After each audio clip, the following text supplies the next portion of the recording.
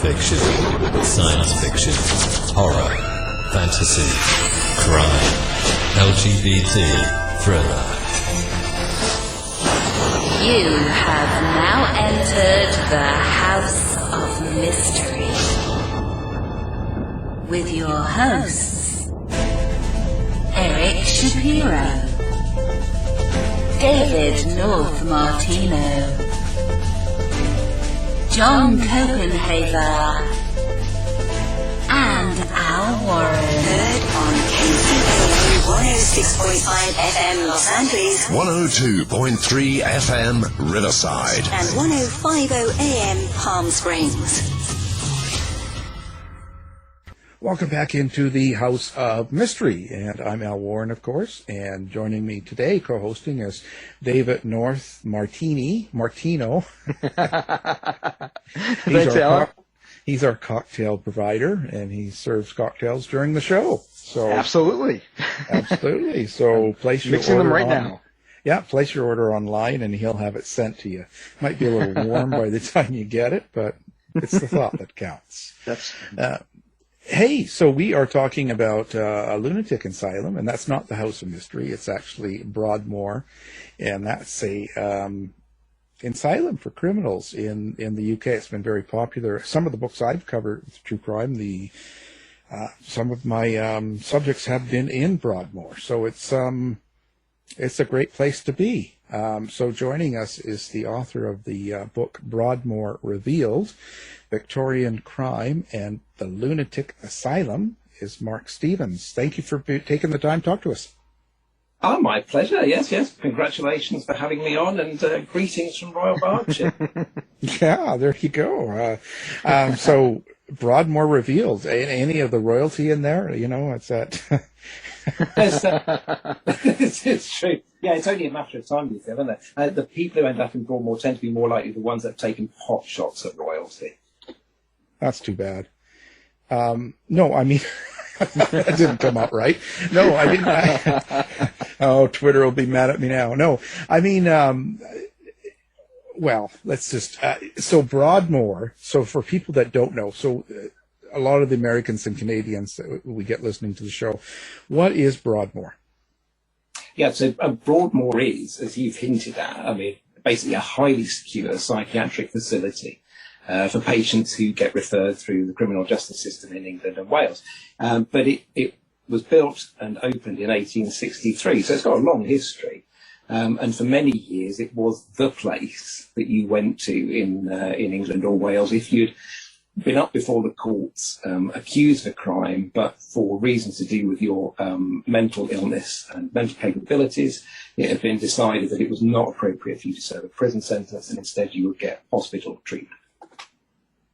So with Broadmoor, then, why is it the one that seems to be? Is it the only one then that really deals with killers? You know, people that I guess they're deemed unfit, like, you know, insane, so to say. So they're put in Broadmoor to be healed or fixed. Is it kind of the only lunatic asylum that's set up for criminals like that? No, not at all. I mean, it's having these sort of national ones is quite a European thing. I think if you go into North America, it tends to be done more on the state or the province basis. But in England and Wales, it was the earliest, and I think because of that, it's become very well known. It was the only place you could go to if you came through this type of referral system through to the early 20th century. So although there are more, I mean, there's 3 special hospitals in England and Wales now.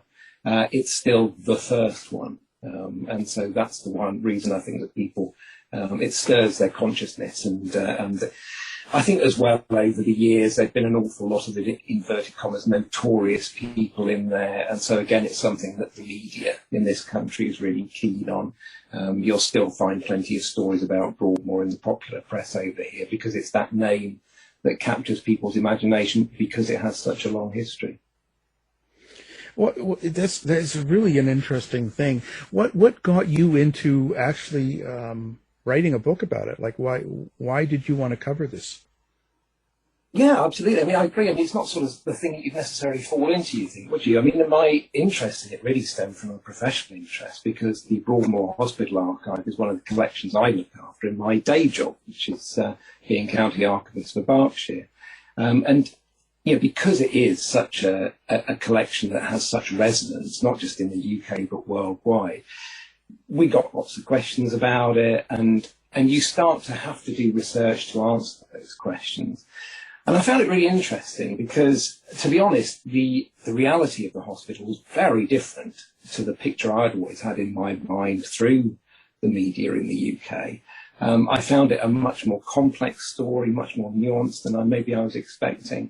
And because of that, I decided actually that I was really interested in it. And because people were always asking questions about it, it was fairly straightforward to find a bit of time to write about it, and gradually that sort of initial writing, which was really sort of like different articles about particular patients, it grew and grew until I wanted to put a book together. I mean, I felt like a book certainly was easy. I think many books would be very easy because the nature of the place is such that you just get all types of humanity in there. It's very, very unique in terms of a Victorian institution in England, because the nature of its referrals come from such a place that you get the whole of society included. So you do get aristocrats in there, you do get high-ranking officers in the armed forces in there, but alongside agricultural labourers and rank and file people who served in the forces. So it lends itself to being thought of almost like an English village. It's got all that range of social life going on within it, and so it's fascinating. As a result of that, you basically have all of Victorian society reflected in a microcosm in this one place. And they serve tea. Yeah, they do serve tea. Yeah, I mean, to be honest, if you didn't serve tea in this country, you probably wouldn't get out somewhere alive. But yes, they serve tea, and right from the start, they served tea, absolutely, and insisted on, I expect. Or you'll get killed. What do you think that the biggest surprise was for you? Like when you started putting together the stories and the book, was there anything that you came across that you certainly didn't expect? Yeah, definitely. I mean, my impression of Victorian asylums was very much that was from sort of like, well, I suppose from things like the horror genre. And also from popular fiction and popular TV programmes as well. I thought it was just some sort of dreadful place where just awful things happen. And actually the reverse is true in the Victorian period. The Victorian period in Europe certainly is a very enlightened period in terms of looking after people with mental illness. And they try and treat them as well as they can. All the sort of negative things we have around asylums and these sort of hospitals comes actually from the 20th century rather than the 19th. So I suppose I hesitate to use the word evangelical about it, but I suppose I felt that I've discovered something that I wasn't aware of, and probably a lot of other people shared my beliefs as well. And I felt actually that this was something I wanted to tell people, was that these places have been built really with a very optimistic slant. They've been built with hope. They've been built with a feeling that they would be able to rehabilitate a lot of the patients and they'd be able to rejoin society. None of this proved to be true, but that didn't stop them at the time building them in these optimistic ways. And it just seemed a really potentially positive story to tell, rather than maybe the negative story of Broadmoor that tended to be the one that people had heard. Well, it's kind of housed some of the most notorious of the killers in the history of UK. So I think that's what people tend to gravitate towards, especially lately with true crime. It's so popular, right? Yeah, absolutely. I mean, I think, there is a fascination, isn't there, for the, I suppose it's not necessarily the people, but it's the sorts of things that they've done. And these things that, for most of us, we find just beyond our comprehension, that somebody might do something. I mean, the very typical Broadmoor patient is somebody who's killed a member of their own family. For most of us, that's just something beyond our comprehension. And then, as you've hinted at as well, you find some of these very rare cases where people have attacked strangers, and I think they really hit the fear button, don't they, for people? This idea that you could just be minding your own business and then suddenly fall foul of some some person who thinks nothing of doing something dreadful to you, but who doesn't understand what they're doing as well. So it's all these sort of different things are caught up around somewhere like Broadmoor that make it difficult to fathom. And I think that's where the fascination comes from. I think a lot of people think too. You get this a lot where people, they get put in an insane asylum and they've killed a lot of people or they've done something, just terrible. And a lot of people just don't. What happens to a person that's in Broadmoor? I think a lot of the general society probably thinks it's not really a punishment. They're getting off easy. Is that true? I guess you might think that, but I mean, I have to say, having visited it many, many times, the thing that I suppose those of us who are rational, I count myself as being rational, those of us who are rational share, is that we're all quite predictable in the way that we do things. And Broadmoor patients aren't like that. So, the atmosphere around the place is always one where you're never quite sure what might happen. It's just the nature of the people who are in there. And it's not like you're free. I mean, these days, Broadmoor is what's called a high secure facility. You'll probably stay there for 6 to 8 years, the idea being that they should sort out some sort of treatment regime for you. And then you'd go on to a medium secure facility, and gradually you sort of take all these steps potentially of going back into society. But, equally, some patients are probably never likely to leave because their mental illness will never quite be organised in such a way that it can make them safe. It's a place of attempting to provide recovery and rehabilitation. There's no doubt about it. It's if you go there, the staff have a very positive vibe about them. They're trying to do the best by the patients, and they're trying to give them all the tools they can to bring them back into society. But at the same time, of course, a lot of these people have conditions which make life very, very difficult for them to ever try and manage. So, is that preferable to being in jail? I don't know. I mean, if you go back into the Victorian period, you do find the odd sort of old lag, criminals who'd obviously spent donkey's years in jail, who attempted to fake mental illness and end up getting transferred to Broadmoor. There's not many of them, but there's one or two. And they all moan about it once they're there because the prison had certainty. Everybody knew where they were in prison. They had a routine. They had different personality types they could all understand.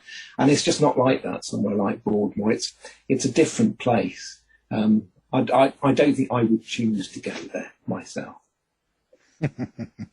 Well, yeah. But I know that one of the prisoners I was studying and did a little book for was Robert Maudsley, right? The Hannibal the Cannibal, as they call him. And it seemed like he really enjoyed his Broadmoor, and in fact, he tried to get back in there, so he would stage almost a killing that he had done to make it look like he was eating brains, so that they would consider him insane. It didn't work for him, but so I do get the impression that people like it better. Maybe I'm not sure why. I suppose, if you're used to being, because I can't remember how long he was in there. Was it 7 or 8 years? Something like that, yeah. Some people like him are also traditionally, these are always the hardest patients to manage because they're the people who these days you tend to say would have a disordered personality. If you go back to the Victorian period, they were called being morally defective. They behaved in a way that wasn't normal, and it didn't conform to society's expectations. And in the middle period, they were called psychopaths. And it's that sort of person is always a really big challenge for people trying to treat mental illness because it's, as we stand at the moment, it's not something that is treatable. It's a behavioural disorder rather than a mental health disorder. And so I'm sure if you talk to anybody who worked at the hospital from the Victorian period right through to now, they would tell you that sort of patient is always the most challenging. Certainly when I go and read through the notes, it's always the moral defectives, later psychopaths, who are the ones who are causing trouble everywhere. Because, as I say, it's a sort of different type of condition. There's long been a debate in Broadmoor about whether they should house these people at all, because really they're not appropriate for the sorts of treatments that are being offered there. But I think to some extent society expects them to be in a hospital because they can't conform to actually existing in prison and being kept safe. they're a very small subset of the Broadmoor population, but probably the most challenging people to deal with. So when someone gets put in Broadmoor, criminally insane, right? Are they forced to, or do they have to get treatment for whatever they consider their problem to be? Well, okay, so the way it works these days is that the law in the UK is based around something called diminished responsibility. Diminished responsibility takes in all sorts of different things, but one of them is mental illness. If you go back in time, there was something called the McNaughton Rules. I think some of the US states still use the McNaughton Rules, which is based on a case from the 1840s. The idea being that basically somebody is unable to reason right from wrong, and so they don't understand the nature or the quality of the act that they do. That's the legal phrasing for it. So it's somebody who's unaware of the consequences of their actions, and so you will get a hospital order. Hospital orders have different names over time, but these days basically it is an order for treatment, usually with indefinite detention period attached to it. So you will go into Broadmoor and be assessed for treatment. Now, I mean, they will have patients these days, as they've always had, who probably won't want to cooperate with treatment, in which case you're just staying there, aren't you? Your incentive to be treated is that you, if you manage to get yourself sorted out and you can stabilise your mental health condition, you will gradually make it to a medium secure facility and indeed then low security and be back into the community in due course. So it's still your choice to a certain extent. If you choose that you wish to stay in a secure hospital environment forever, then that would be your choice. For a lot of patients, obviously, they're not always capable of exercising that choice when they first come in. And so the first job of the hospital is to assess them and see what it can do immediately to try and stabilise their mental health condition.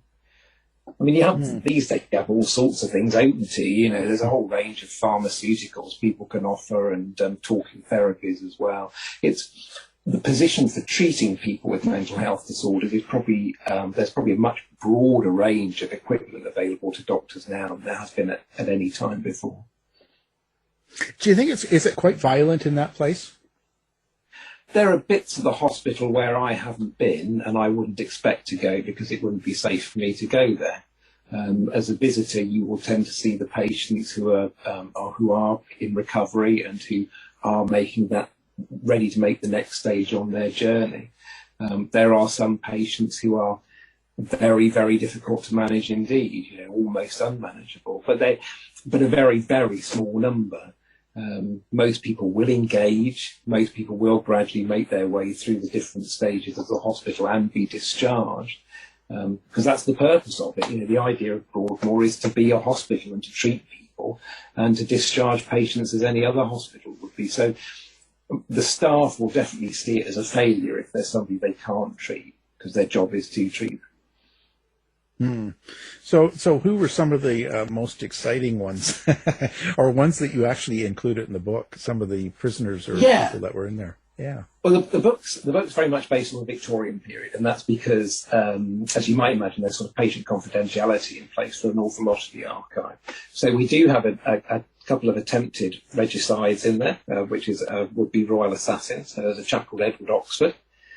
He was 18 actually. He was a very young lad, and he shot just blank rounds, just powder, at a very heavily pregnant Queen Victoria in 1840. I mean, as you might imagine, he had a massive sort of outcry about that. He was rehabilitated. I mean, he's an interesting sort of case, Oxford, in terms of if you think about the modern era and how people worry about kids being influenced by computer games or horror videos and things like that. What Oxford did was in the 1840s, you could read penny dreadfuls, the old sort of books full of murders and things. And he got terribly influenced by all this. He set up his own secret society. He was a bit of a fantasist, really.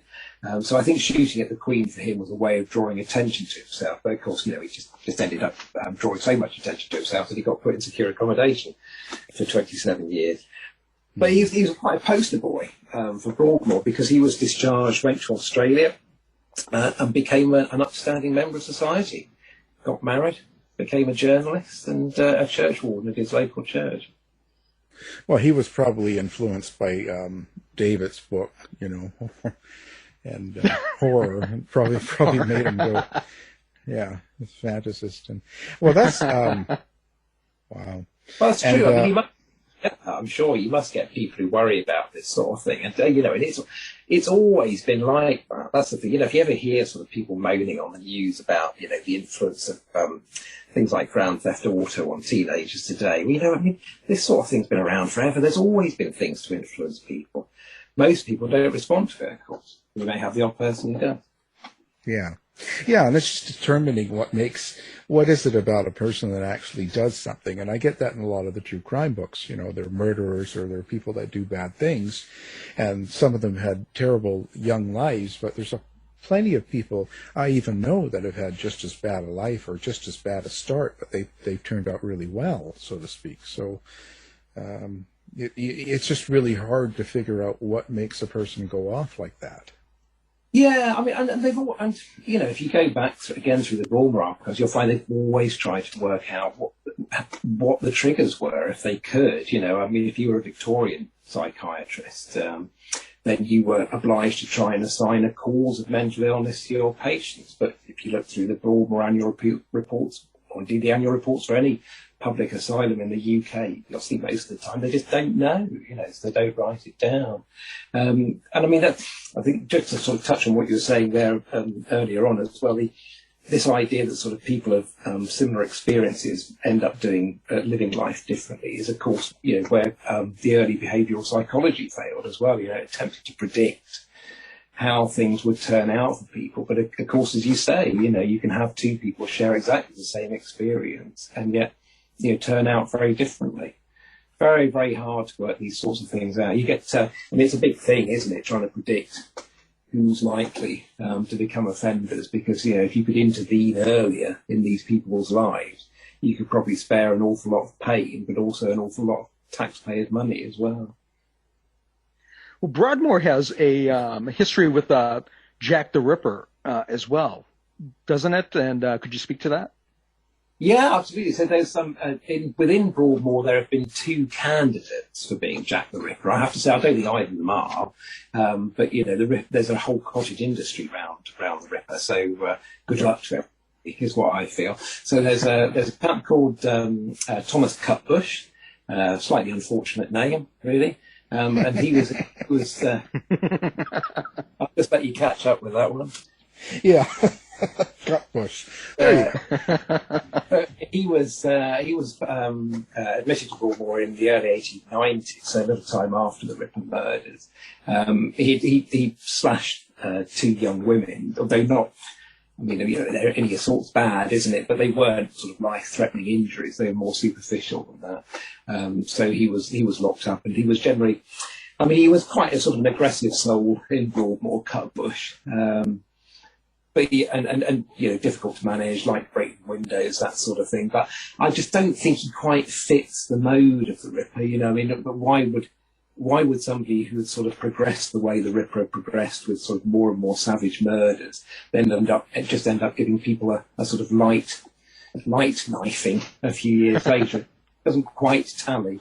The other one is a chap called James Kelly, and James Kelly killed his wife with a penknife, and he was inside Broadmoor for 5 years, but then escaped in 1888, very shortly before when the Ripon murders were committed. And Kelly sort of he had a fascinating life, really. He basically wandered the globe, carrying on a career as an upholsterer, which was his trade. He made contact with Broadmoor from the British consul's residence in New Orleans in 1896. When he obviously was down on his luck, and he asked whether he could be sent back. Would he quite like to go back home to Broadmoor, please? And they actually put him on a boat to Liverpool and telegrammed Broadmoor to say when it was turning up. But it made very good time across the Atlantic, and it got there early. And so when Kelly arrived early and found nobody there to meet him, he just went his way again, before finally turning back up at Broadmoor again in 1927, when he was about 70-odd. Disabled, deaf, unable to work anymore, and so he came back to the one place he thought could be guaranteed to give him food and shelter. The British Home Office was not very keen on him being let in, but the Broadmoor doctors argued that their duty of care to the patient was never extinguished, and so they did let him in, and he spent the last 2 years of his life in the hospital again. So he was at large from 1888 through to 1927. But again, he doesn't really fit, I don't think, the Ripper personality. I mean, he was somebody who attacked one person, his wife, because he was having delusions that she was being unfaithful to him. She wasn't, but, he was delusional about it. And otherwise, when he was in the hospital, he showed no signs of violence at all in any direction. The fact that he seems to have carried on a successful career across different continents for many years and then come back to Broadmoor when he felt unable to work also seems to imply it's sort of somebody who just got on with his life after he escaped. So, I mean, the advantage for Kelly is you can't pin him down during that period when the Ripper murders were committed. But to my mind, he doesn't quite fit the image of what the Ripper killer probably was like. Yeah, it's one of those things we'll never solve, right? But yeah, you hear so many stories. And now I noticed also that William Chester Minor. So was he put in Broadmoor? Yeah, William Chester Minor was there for 40 odd years. So he spent, well, actually, it must have been the greater part of his adult life in Broadmoor. Thinking about it, he's a Massachusetts lad. So. He's again got a sort of globe-trotting background. So he was born in Sri Lanka because his parents were American missionaries out there. But then he came back. They came back to the East Coast, and he studied to be a surgeon at Yale. Very, very well-off background, the Minor family. He started to suffer delusions of persecution when he was in the U.S. Army. He fought in the American Civil War. And so he was sent to what was called the Government Hospital for the Insane, which is in Washington. I think it's still around. It's called, it's called the White House now.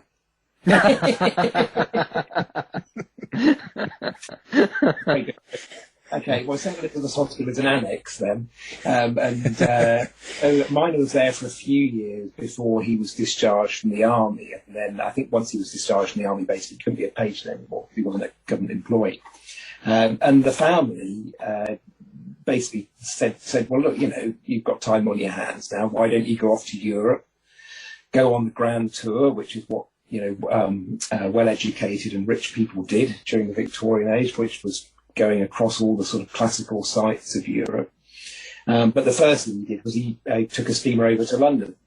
So that was his first port of call. And he had sexual delusions, Minor, so he believed that every night he was assaulted. Reading between the lines, Minor obviously struggled with his sexuality for many years, I think, and he probably struggled with it while he was in the army. He probably struggled with it because of his religious background, and he obviously was dealing with huge guilt about the feelings, whatever feelings he was having. So he believed that every night he was being forced to take part in sinful sexual acts. And that various sort of phantom accusers were coming along and forcing him to do these things. And one night, while he was in a hotel in London, he woke up and saw what he thought was one of these accusers at the end of his bed, pursued the phantom figure out into the street, and then managed to conflate it with a real man, a chap who was called George Merritt, who was walking to work at a brewery. And poor old Merritt was just in the wrong place at the wrong time, because Minor shouted at him, and then when Merritt started running away, Minor ran after him and caught up with him just before Waterloo Bridge in London. And thereupon Minor pulled a pistol, which he'd managed to smuggle illegally into the country, and shot poor old Merritt dead. So, it was mistaken identity in the sense that obviously Merritt was not the phantom creature that Minor thought he was. But Minor was pitched up for trial in London, and the defence argued very strongly that it was because of Minor's delusions that he had shot Merritt, and for that reason, rather than be hanged, he should be given a hospital order instead. So 40 years at Broadmoor, in a sort of bizarre upper-class way of living. Minor had not just a massive personal allowance, and Broadmoor patients in the Victorian era were allowed to buy whatever goods they wanted in to supplement their life. So you look through Minor's personal papers, you'll find him buying pheasants and champagne and all sorts of things. But also he was able to employ other patients as his personal servants and pay them a wage. And because he amassed a massive library of books, they gave him 2 rooms. So he had a bedroom and he had a day room for his books. And it's his books, of course, that are the source of his subsequent fame, because he scoured through them, finding examples of word use, which he then sent in to the editors of the Oxford English Dictionary to help them compile their majestic new work. So, I mean, it's fascinating, really. And it's quite interesting to see. The thing about Miner is that you can see the difference between Victorian medicine and today. Today, Miner will probably be so full of chemicals that actually he wouldn't be interested in reading his books, I'm afraid. But in the Victorian age, one of the things they were very keen on was keeping patients occupied. Because if you kept patients occupied, the brain would be distracted from its unhealthy thoughts. So actually setting Miner to work, scouring his books for examples of word use, was a really good example of Victorian mental health therapy in action. So he was massively encouraged to do this, and to great success. Didn't he cut his own penis off, didn't he, or something? Yes, that's also true. You can't deny that. Yeah, I've seen the notes. I can confirm it. Did they have it in the box? No, I'm just... No, the organ itself has not survived in the archive. Thank goodness. But yeah, it was. I mean, he was 68 when he did that. He was 68. Which it's sort of. You'd hope that you wouldn't be into that sort of mutilation by that age, wouldn't you? But I mean, that is just evidence of the fact that these delusions absolutely followed him through his whole life. And it's quite sad actually when you read Miner's notes. He had a routine, so every night he pushed the desk across his room because he thought pushing the desk in front of the door would stop people getting in to force him to take part in sexual acts. And then he would call out to the attendants, the nurses outside, keep watch, stop people getting in. But neither of those things were ever going to happen. So I think the penis cutting incident comes after quite a sweet quote in Miner's notes, where he says that every night he's being forced out of his cell to fornicate with men and women from Reading to Land's End. That will mean more to your any UK listeners than it will to you, but I live in Reading. Land's End is about 300 miles away. So every night, poor old Miner was indulging in 300 miles worth of wild sex. It's probably no wonder he took matters into his own hands in the end. But he must have really hated himself for whatever his sexual fantasies were, I guess. Yeah, absolutely, and you get a sense of a man never at rest. So as I say, I find Miner's story is a sad one. There's no doubt about it. He, for 40 odd years until he died, he was never free of these things, and I think every day for him must have been turmoil. So I think actually the fact that he managed to produce anything during this time is incredible. Yeah, that might have been his escape, right? The books, the writing, the reading. It might have been something. Absolutely. Yeah, I think that was it's very much proof of the fact that if you keep the brain busy, then you can distract it from its unhealthy thoughts. And of course, the moment he comes to go to bed every evening, when he's not got his books anymore, that's when the unhealthy thoughts intrude and indeed take over. I understand there was quite a few escapes. So actually people got away from prison that were locked in there? In the early years of Cornwall, there was an awful lot of escapes. I mean, there were 2 main reasons for this. One was that they hadn't built the boundary wall high enough. I think you forget that obviously they were doing something for the first time. Nobody built a place like this before. So initially the boundary wall was about 7 foot, and I mean that was just nowhere near high enough. They gradually increased it to about 15 foot, and that had a dramatic impact on the number of escapes. The other thing was the original bars on the windows in the men's side were really poorly constructed, and so if you managed to secrete a stone or something like that in your room, you could hammer at them, break the bars, and then of course you could get out through the window. So at enormous cost, all the windows were replaced. So by 1875, so that's about 12 years after the place has opened, the escape attempts really tail off. You have people like Kelly. I mean, Kelly did get away. He got away through making a dummy key in one of the hospital workshops. But generally speaking, it's that sort of first decade of the hospital's life that's the golden era of escape attempts, and they've become much less ever since. I'm trying to think. I think the last person who actually escaped from inside the secure perimeter of the hospital, I think, was in the late 50s. So, you've now got to go back over 60 years, I think, since the last successful escape from the hospital, which, just shows you how much security has improved over the decade. Well, but it's got to be much better now, right? They have, so much more technology. But I just wonder, so did anybody famous get out of there that they never did catch again, or? There are people who they never caught again. There's people who sort of disappeared into the Victorian society. Mostly when you get into the 20th century, they have picked them up again, or they know where they are. But in the Victorian period, there are 3 people who got away never to be seen again. One was a woman who was a regular thief, and she was also a regular changer of her name. She had loads of aliases, and I suspect she just disappeared back into some haunt that she knew and changed her name. There was a chap from Glasgow whose name was David McCain, I think. He was a violent offender. He was a rapist. He got away and was never heard from again. And then the only murderer who ever escaped and never got back was a chap called William Bisgrove, who was, I'm trying to think how old Bisgrove was when he escaped. I think he was in his mid-20s. But he had committed a fairly nasty murder. He'd killed a young girl in a field somewhere in the west of England by smashing her head in with a stone. Not very nice at all.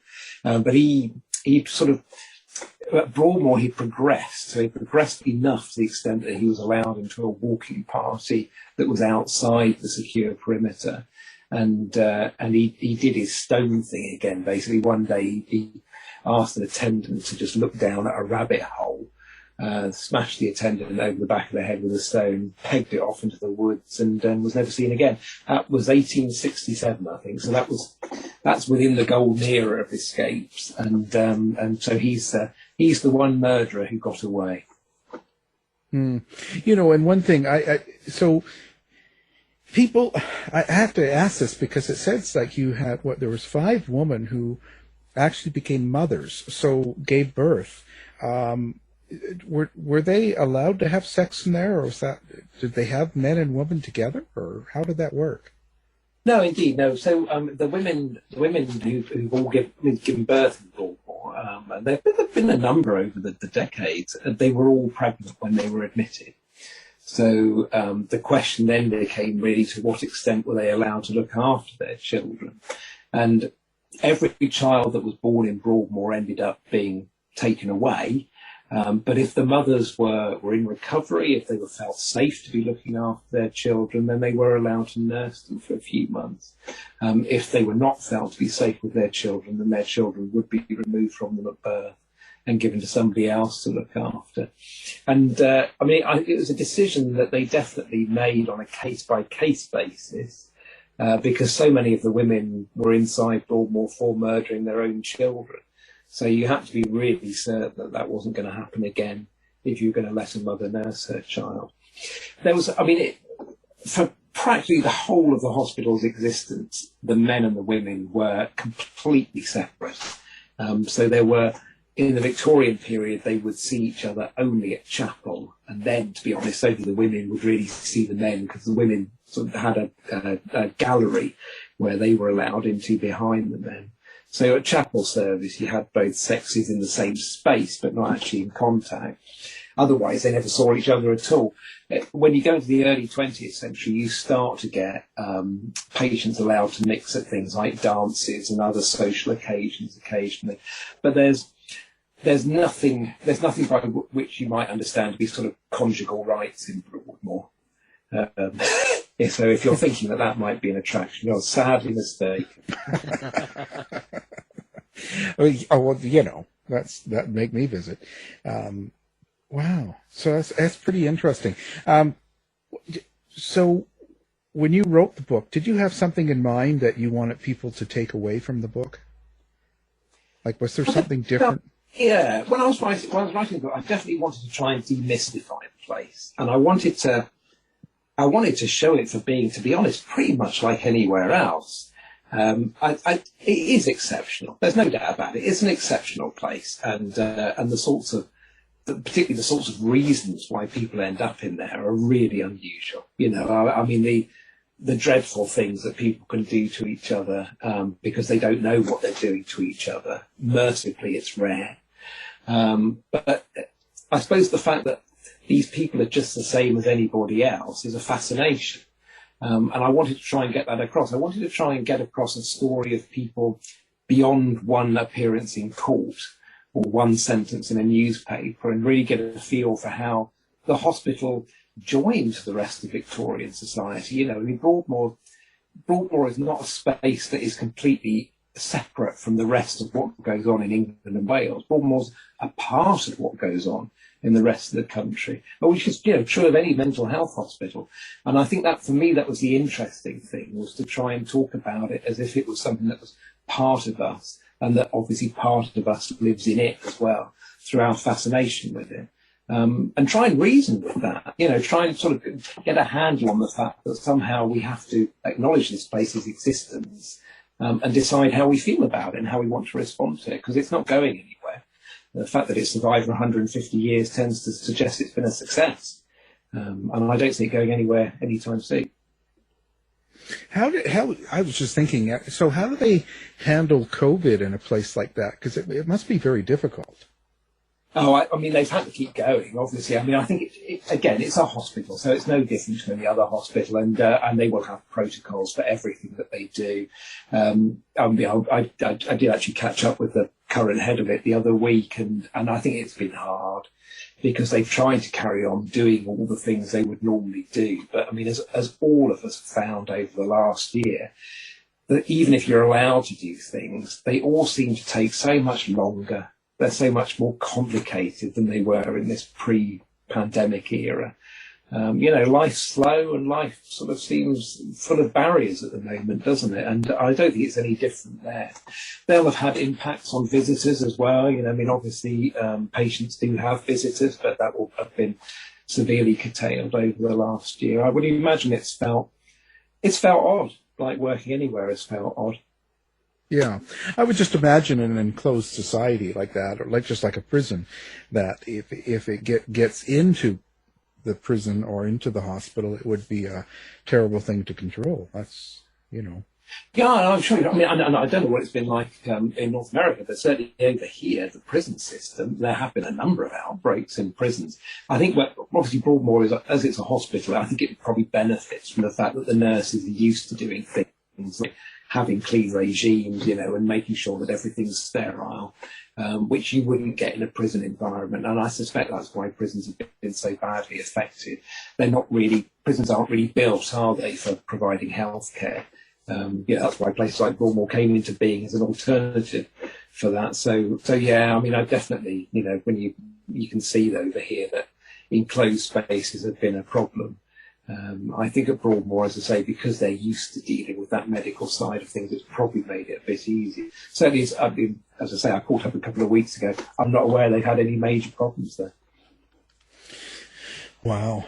So do you have a website of your own that people can come find you at, or do you have a social media set up to promote yourself or the book?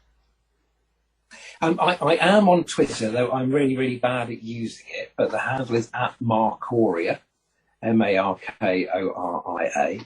The best way to get contact with me, if I'm not responding to Twitter posts, is actually through the Berkshire Record Office website, because that's my day job, and any message that comes through to the Record Office is not only monitored at least 5 days of the week, but also they'll know where to find me. We'll also have the Pen and Sword website up on ours, so people can find your book. Yes, please. And stuff like that. How long did it take you to do this book? The book sort of it came into being, I think, from a series of sort of smaller articles, and I'm trying to think back to it now. I reckon that I had these sort of smaller pieces, and I put them together, and then I started making sure that they linked to each other and expanding them a bit. And that probably took, I don't know, 8 or 9 months probably. It was a fairly intensive period of working, because obviously, you're trying to work it around your job. But I think, I don't know, I don't know how you two feel about writing, but sometimes you just get in the zone about things. And I think when I was piecing together the articles and making it into a book about Broadmoor, I just felt very much in the zone, because I knew my topic by then. It wasn't like I was having to stop every minute to go and do a bit more research, which certainly sometimes when I'm writing other things, I find it was really easy to just go straight through and plough through it pretty much from beginning to end. Yeah. What was your research like?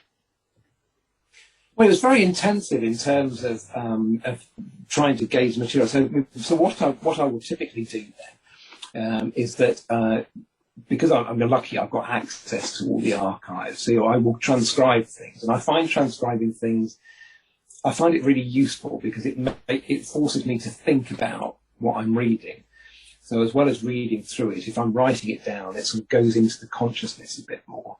And then once I've got the transcriptions of all the bits and pieces from the archives that I'm interested in, I'll go and see what else I might need to augment that. Things like newspaper reports, census returns, other bits and pieces to get information about the people that I want to describe. And then start writing something with something like Broadmoor Revealed. It was very linear narrative, really. So I'm dealing with people from the first time we know about them through to the end of their lives or when they disappear off the historical record. So it's simply writing a linear structure.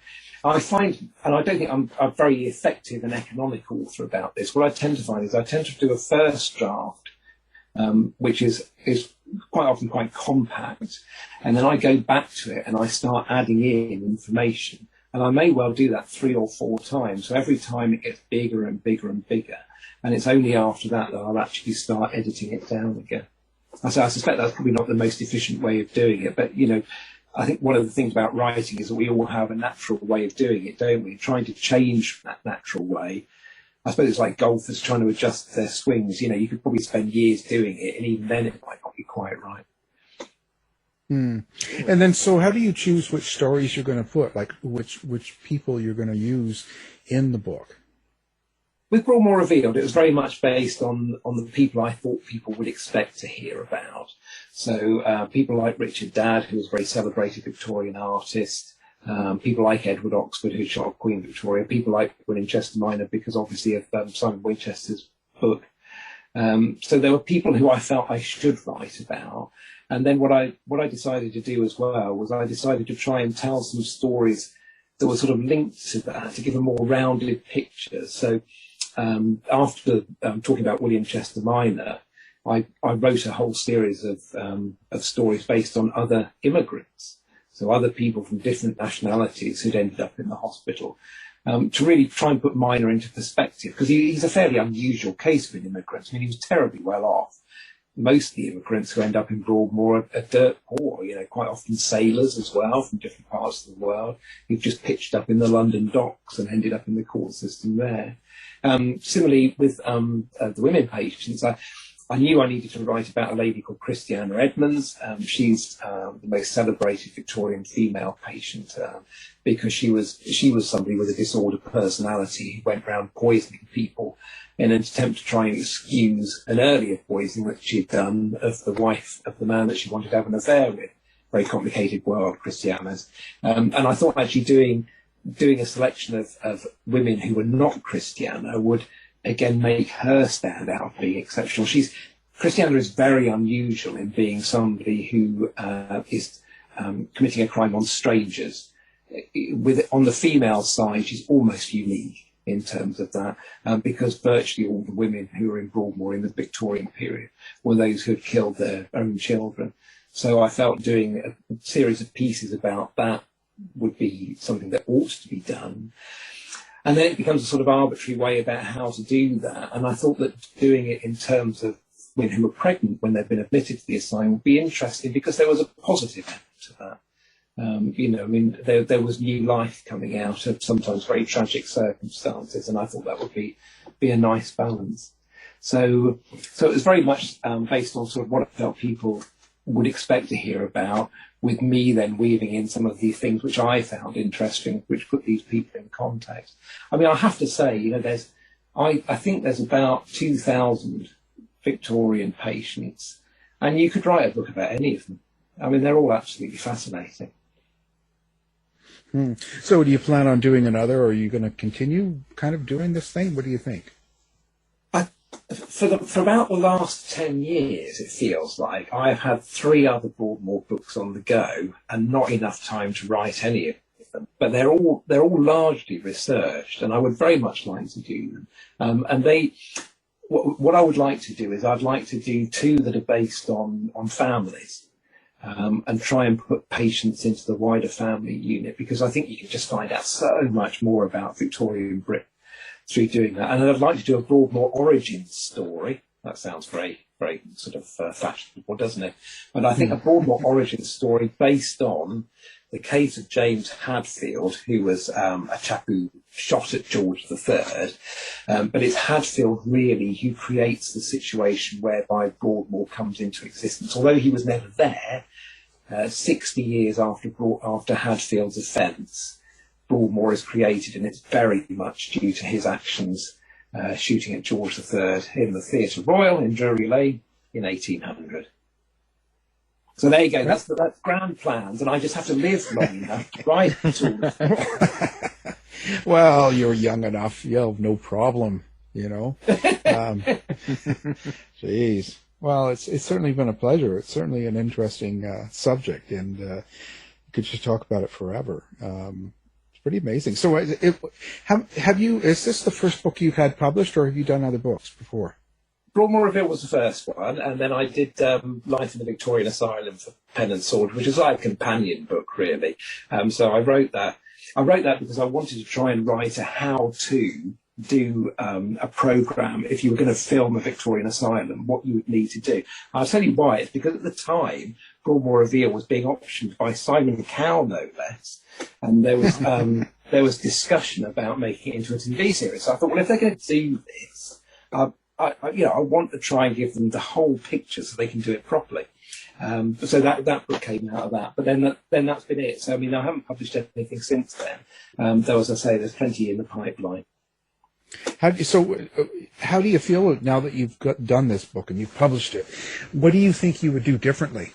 Have you given that any thought? I learned an awful lot about writing. With Broadmoor Revealed and Life in the Victorian Asylum as well, I learned a huge amount about writing. So Broadmoor Revealed, I think I learned how to create a linear narrative. And I can remember when I was writing the second book, Life in the Victorian Asylum, I did it in 2 parts. So I wanted to do a sort of an experimental first part, which was actually in a different voice. I'm not sure that it always succeeded, but I wanted to try writing it in the present tense and in the second person. So I had a go at that. But then I did a sort of commentary on that as the part 2 of that book, which was a linear narrative based on Victorian mental asylums and the local asylum network. And I felt by the time I'd done that commentary bit, I'd really nailed linear writing. And so I thought that when I come to do the future books, actually, I will do it in a much more experimental format.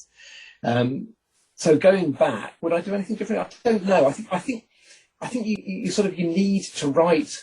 You need to write the books they are at the time, don't you? Or else you're never going to learn from them. I'm really happy. I mean, I was having a look at Broadmoor Revealed earlier today, actually, because it was published 8 years ago now. I don't always.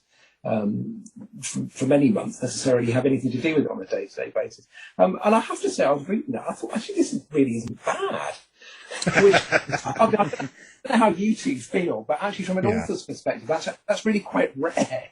You know, quite often you read things you've written and you hate it, don't you? I feel affectionate towards it. I still feel very fond towards it. No, that's good. That's a good feeling. And yeah, that's, wow. Well, our hour is up. Our guest has been the author of Broadmoor Revealed, Mark Stevens. Thank you for talking with us today. Oh, my pleasure. I've really enjoyed it. Thank you very much for having me. Thanks, Mark. To find out more about our show, guests, or to listen to past shows from our archive, please go to www.houseofmysteryradio.com.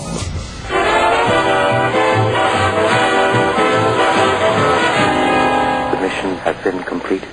The end! By George, he's got it! It is the end! I'll say it. If you're lying to me, I'll be back. This has been a production of Something Weird Media.